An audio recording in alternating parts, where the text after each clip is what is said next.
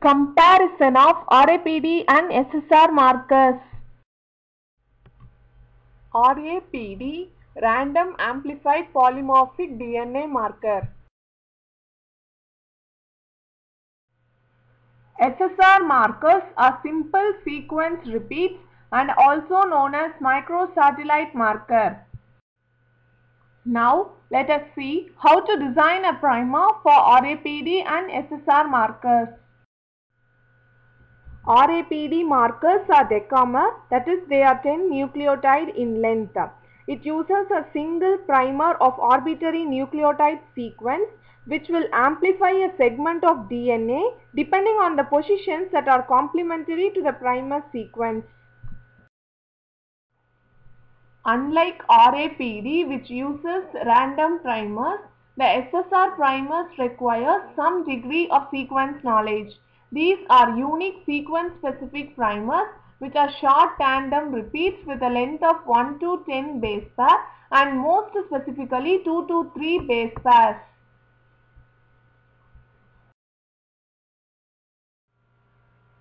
The designing of primers must be complementary to the flanking region.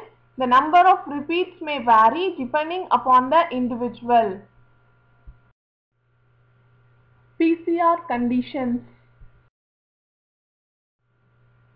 For RAPD, the annealing temperature is 37 degrees Celsius for 1 minute.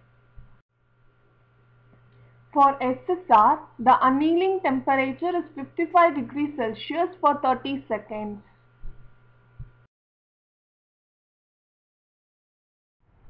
This is the banding pattern obtained as a result of using RAPD and SSR markers. In case of RAPD, since RAPD markers are dominant in nature, we could not be able to find a difference between a heterozygote and a homozygote in a given population. In this, the variety KMG189 and BBN2 of Vigna plant has been amplified using a primer OPBA3. In case of SSR, since they are codominant in nature, we could be able to find a difference between a heterozygote and a homozygote in a given population. In this case, the various lines of maize has been amplified using a primer UNC2359.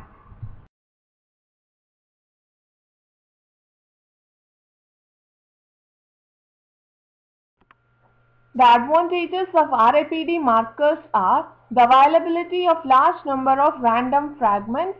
There is no need for any initial genetic or genomic information like SSR, and only tiny quantities of target DNA are required for amplification, and finally the cost is also very low. The major disadvantage is that these are dominant in nature and low reproducible.